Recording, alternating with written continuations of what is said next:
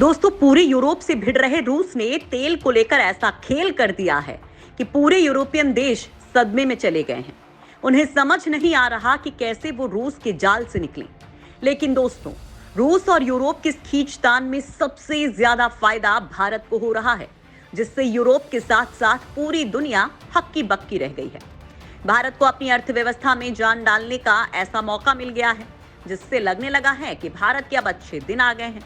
उतना फायदा तो रूस के दोस्त चीन को भी नहीं हो रहा है। तो चलिए जानते हैं कि रूस ऐसा क्या कर रहा है जिससे यूरोप की हालत खराब हो गई है, लेकिन भारत के अच्छे दिन आ गए हैं।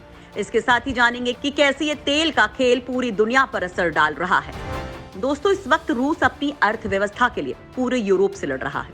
अमेरिका पश्चिमी देशों के साथ मिलकर उसे पूरी तरह से बर्बाद करने में लगा हुआ है। लेकिन अब रूस ने ऐसा काउंटर गेम खेल दिया है जिसका सबसे ज्यादा फायदा भारत को होने वाला है। दरअसल दोस्तों, जब से यूक्रेन रूस के बीच युद्ध छिड़ा है, तब से अमेरिका और पश्चिमी देशों के प्रतिबंध के कारण पूरी दुनिया में तेल को लेकर हाहाकार मच गया है। तेल की बढ़ी कीमतों ने कई आयातक देशों की हालत खराब कर दी है। लेकिन इन सब के बीच भारत को फायदा हो रहा है, क्योंकि रूस उसे कम कीमत पर तेल बेच रहा है। कम कीमत में तेल मिलने पर भारत में तेल की बढ़ती कीमतों से राहत मिली है और यहाँ की जनता को भी महंगाई से आराम मिल रहा है। दोस्तों, इस वक्त रूस और भारत के बीच जो रिश्ते पनप रहे हैं, वो पूरी दुनिया में तहलका मचा रहे हैं। जहां पूरी दुनिया रूस के खिलाफ है, वहीं भारत उसका सबसे खास दोस्त बन गया है। दोस्तों, रूस और यूक्रेन के बीच पिछले साल फरवरी में युद्ध शुरू हुआ था, जो अभी तक जारी है। इस युद्ध के शुरू होने के साथ ही दुनिया पर इसका बहुत असर भी पड़ा है। इस युद्ध में जहां रूस हार मानने को तैयार नहीं है, वहीं दूसरी तरफ यूक्रेन भी पश्चिमी देशों की सहायता लेकर इस जंग को बढ़ाता जा रहा है। वहीं अमेरिका सहित कई पश्चिमी देश भी मौके का फायदा उठाते हुए रूस को बर्बाद करने की कोई कसर नहीं छोड़ रहे हैं। वो आए दिन रूस पर ऐसे ऐसे प्रतिबंध लगा रहे हैं जिससे रूस टूट जाए, लेकिन उनकी ये कोशिश नाकाम होती नजर आ रही है। वहीं रूस इस बात का एडवांटेज लेना चाहता है, क्योंकि वो जानता है कि वो पूरे यूरोप का 40% तेल की जरूरतों को पूरा करता है। ऐसे में प्रतिबंध लगने से उसने अपनी सप्लाई कम कर दी है, जिसके चलते तेल की कीमतें आसमान पर पहुंच चुकी हैं।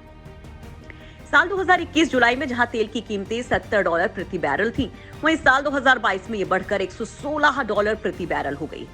दोस्तों, जब ये युद्ध शुरू हुआ था, तब अमेरिका ने ये सोचकर रूस पर प्रतिबंध लगा दिए कि जब उसका तेल नहीं बिकेगा तो उसकी अर्थव्यवस्था कैसे चलेगी, और जब रूस की इकोनॉमी ही धराशायी हो जाएगी, वो बर्बाद हो जाएगा और उनके आगे झुक जाएगा।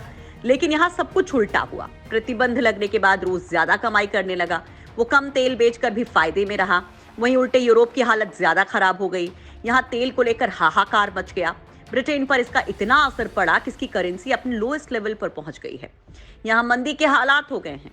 वहीं कई देशों में तो खाने पीने की चीजों की कीमतों में बेतहाशा बढ़ोतरी हुई है।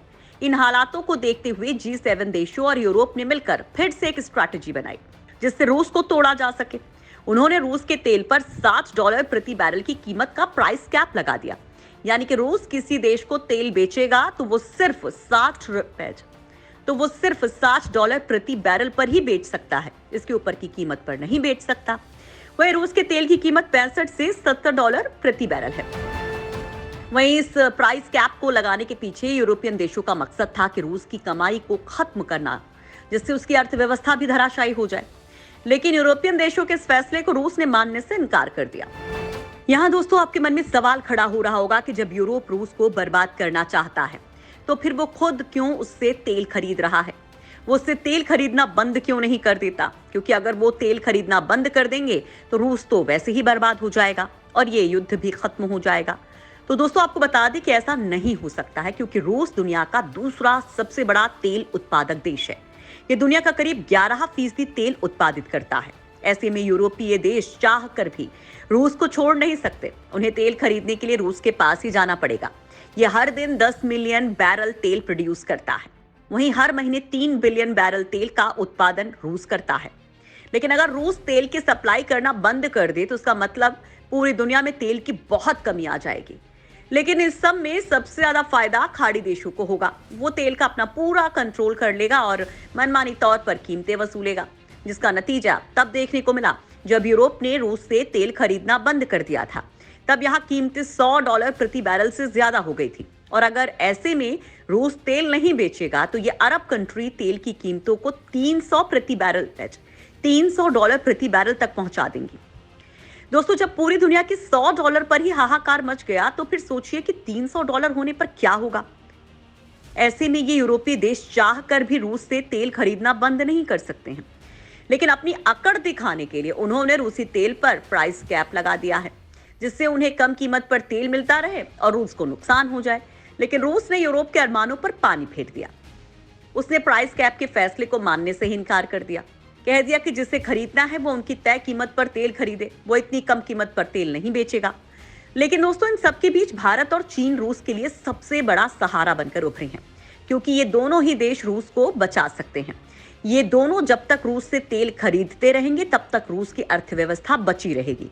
वैसे तो अमेरिका रूस से सबसे ज्यादा तेल खरीदता है, उसके बाद चीन और फिर भारत आता है। इस वक्त चीन और भारत दोनों रूस से तेल खरीद रहे हैं, तो उन्हें कम कीमत पर तेल मिल रहा है। वहीं दूसरी तरफ रूस को भी फायदा हो रहा है, उसकी इनकम में बढ़ोतरी हो रही है और वो अपनी इकोनॉमी को बचाने की कोशिश कर रहा है। दोस्तों, रिपोर्ट्स में ये भी सामने आ रहा है कि रूस फिलहाल $10 से $15 की कम कीमत पर भारत को तेल बेच रहा है। इसका मतलब है कि डिलीवर किए गए तेल की कीमत प्राइस कैप के आसपास ही है, जिससे भारत पर कोई असर नहीं पड़ेगा और तेल का आयात बढ़ता ही जाएगा। दोस्तों, एक वक्त था जब भारत रूस से 2% की तेल खरीदता था, लेकिन ये आंकड़ा अब 20% तक पहुंच गया है। बताया जा रहा है कि भारत हर दिन लगभग 10 लाख बैरल तेल खरीद रहा है और इस सस्ते तेल का फायदा पूरी अर्थव्यवस्था पर पड़ रहा है। जनता को फायदा हो रहा है, महंगाई पर कंट्रोल हो रहा है। इसके साथ ही भारत के रूस के साथ संबंध और भी मजबूत हो रहे हैं। वहीं चीन की बात करें तो उसके साथ भी रूस के संबंध कुछ ऐसे ही हैं।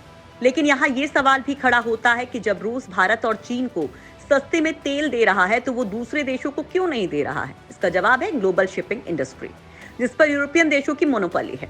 दोस्तों, भारत अगर रूस से तेल खरीद भी लेता है तो उसे पहुंचने के लिए कोई साधन चाहिए, जो भारत के पास नहीं है, और यहीं से यूरोपीय देशों का रोल शुरू होता है। उनका शिपिंग इंडस्ट्री पर एक तरह से कब्जा है। आपको बता दें कि रूस से एक्सपोर्ट होने वाला लगभग 50% तेल ग्रीक शिप के जरिए ट्रांसपोर्ट होता है और इसमें 95% काम लंदन बेस्ड कंपनी के पास है। ऐसे में रूस और भारत जैसे देश इन पर ही डिपेंड करते हैं। इसका एक असर ये भी पड़ेगा कि यूरोप दूसरे देशों को रूस से $60 प्रति बैरल की कीमत पर तेल खरीदने पर मजबूर कर सकते हैं, और अगर ये देश ज्यादा कीमत पर तेल खरीदते हैं तो वो उसे खरीदने वाले देश तक सप्लाई नहीं करेंगे, यानी कि यहाँ यूरोपियन देश अपनी मनमानी कर सकते हैं।